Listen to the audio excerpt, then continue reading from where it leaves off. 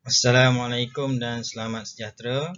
Kali ini kita akan belajar tentang kemahiran proses sains tahun 5 yang terlibat di dalam aktiviti Mari Uji Kapal Terbang Kertas. Aktiviti ini adalah aktiviti daripada buku teks. Aktiviti di dalam buku teks ini ialah Mari Uji Jarak Terbang Kapal Terbang Kertas. Tujuan penyiasatan ini ialah untuk mengkaji hubungan antara panjang gelang getah yang ditarik dengan jarak terbang kapal terbang kertas. Alat dan bahan yang diperlukan ialah pita pengukur, stapler, kapal terbang kertas, klip kertas, pensel kayu dan juga gelang getah. Okey, langkah-langkah untuk melakukan penyiasatan ini ialah pertamanya, bentukkan klip kertas seperti yang ditunjukkan dalam gambar. Kedua, pasangkan klip kertas pada bahagian hadapan kapal terbang kertas. Seterusnya, lekatkan klip kertas dengan menggunakan stapler supaya tidak tercabut. Kemudian, pasangkan gelang getah pada klip kertas dan pensel. Seterusnya, kita perlu berdiri pada garisan permulaan dan tarik gelang getah hingga sepanjang 10 cm. Dan akhir sekali, lepaskan kapal terbang kertas dan perhatikan pergerakan kapal terbang kertas itu. Setelah kapal terbang tadi jatuh, kita perlu mengukur jarak terbang kapal terbang tersebut daripada garisan permulaan tadi. Langkah 8, ulang langkah 4 hingga langkah 7 dengan menarik gelang getah sepanjang 20 cm dan 30 cm. Akhir sekali, kita perlu mencatatkan hasil pemerhatian ke dalam jadual. Contoh jadual adalah seperti di bawah. Untuk mencetuskan sebarang eksperimen ataupun penyiasatan, kita mesti mempunyai satu pernyataan masalah yang perlu kita selesaikan. Dengan pernyataan masalah ini, barulah kita boleh merancang satu eksperimen. Okey, contoh pernyataan masalah untuk aktiviti ini ialah apakah yang perlu dilakukan supaya kapal terbang kertas dapat terbang lebih jauh? Yang bermain-main di fikiran kita, adakah kita perlu menarik gelang getah lebih panjang supaya kapal terbang kita dapat terbang dengan lebih jauh? Jadi, untuk menjawab pernyataan masalah ini, kita perlu melakukan dan merancang satu penyiasatan.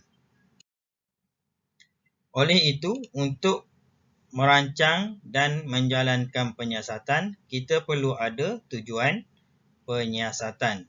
Jadi, untuk aktiviti ini, tujuan kita ialah untuk menyiasat hubungan antara panjang gelang getah yang ditarik dengan jarak terbang kapal terbang kertas tadi. Salah satu kemahiran proses sains yang perlu kita gunakan dalam penyiasatan ini ialah mengawal pemboleh ubah. Ini supaya penyiasatan kita berjaya dan tepat. Pemboleh ubah terdiri daripada 3 jenis. Iaitu yang pertama, pemboleh ubah dimanipulasi. Apakah pemboleh ubah dimanipulasi di dalam penyiasatan ini? Pemboleh ubah dimanipulasi dalam penyiasatan ini ialah panjang gelang getah yang ditarik, iaitu 10 cm, 20 cm dan 30 cm. Di mana pemboleh ubah dimanipulasi ini kita yang tetapkan berapa yang kita perlu tarik. Seterusnya ialah pemboleh ubah dimalarkan. Apakah pemboleh ubah dimalarkan dalam penyiasatan ini? Pemboleh ubah dimalarkan ialah bahan atau objek yang ditetapkan, yang sama di dalam penyiasatan ini. Okey, di dalam penyiasatan ini, pemboleh ubah yang dimalarkan ialah kapal terbang kertas.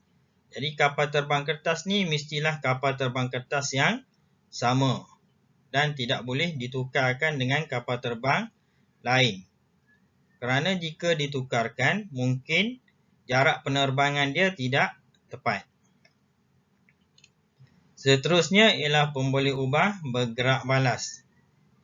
Pemboleh ubah bergerak balas ialah hasil eksperimen kita, hasil penyiasatan kita. Di dalam penyiasatan ini, pemboleh ubah bergerak balas ialah jarak terbang kapal terbang kertas, iaitu jarak yang kita ukur. Kemahiran proses sains yang kedua terlibat dalam penyiasatan ini ialah membuat hipotesis. Membuat hipotesis ialah kita membuat kesimpulan awal apakah yang akan berlaku kepada hasil penyiasatan kita.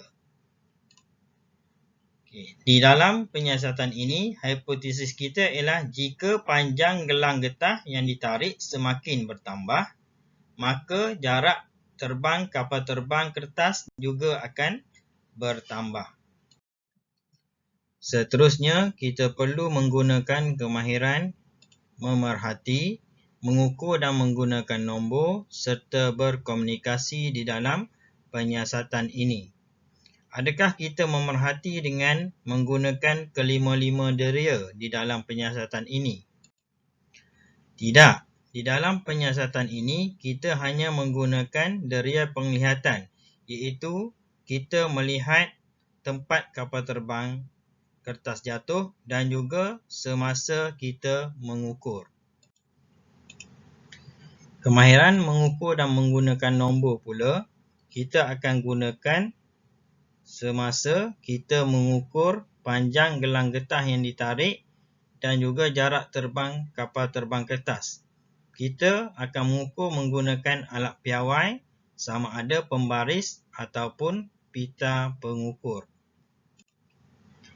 Kemahiran berkomunikasi pula kita gunakan untuk menyampaikan maklumat tentang hasil penyiasatan kita tadi. Di dalam penyiasatan ini, kita boleh menggunakan jadual sebagai bentuk komunikasi. Selain daripada jadual, kita juga boleh menyampaikan maklumat penyiasatan ini dalam bentuk carta palang. Kemahiran mentafsir data pula diperlukan untuk mentafsir maklumat yang disampaikan melalui jadual tadi. Contoh cara kita mentafsir data di dalam penyiasatan ini ialah jarak terbang kapal terbang kertas paling jauh bagi panjang gelang getah yang ditarik paling panjang, iaitu 30 cm. Di dalam menjalankan penyiasatan, kita juga perlu mempunyai kemahiran membuat inference.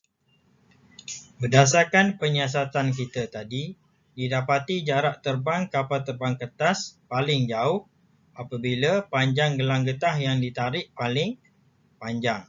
Apakah yang menyebabkan perkara ini berlaku? Di sini kita perlu memberikan inference ataupun sebab. Antara sebab yang boleh kita beri untuk pemerhatian tadi ialah kerana jika gelang getah ditarik lebih panjang, ia mempunyai tenaga keupayaan yang lebih banyak. Kamu telah belajar tentang tenaga keupayaan semasa di tahun 4. Seterusnya, kemahiran proses sains yang boleh terlibat di dalam penyiasatan ini ialah membuat ramalan. Kita boleh membuat ramalan berdasarkan kepada pengalaman sedia ada kita ataupun data yang telah diperolehi. Sebagai contoh, di dalam penyiasatan ini, kita perlu meramalkan jarak terbang kapal terbang jika gelang getah ditarik 40 cm. Jadi, berapakah jarak terbang kapal terbang jika panjang gelang getah yang ditarik ialah 40 cm.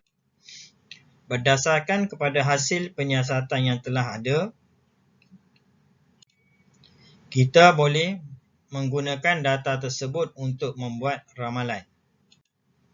Bagaimanakah kita boleh membuat ramalan menggunakan data tersebut? Baik, jika kita lihat pola panjang gelang getah yang ditarik meningkat sebanyak 10 cm. Dan untuk mencapai 40 cm, kita juga perlu menambah sebanyak 10 cm.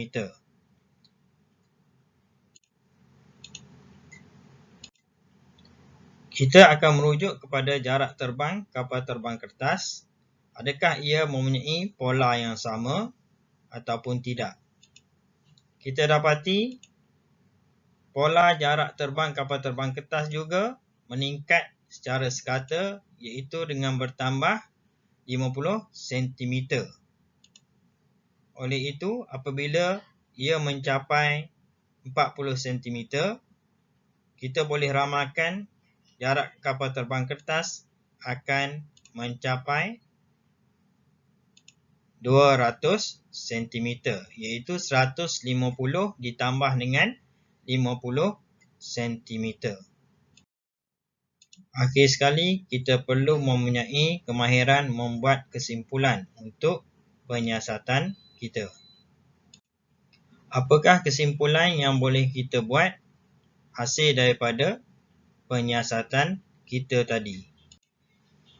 Antara kesimpulan yang dapat dibuat berdasarkan hasil penyiasatan kita tadi ialah jika panjang gelang getah yang ditarik bertambah, maka jarak terbang kapal terbang kertas juga akan bertambah. Itu saja untuk topik kemahiran proses sains aktiviti kapal terbang kertas. Sekian, selamat belajar.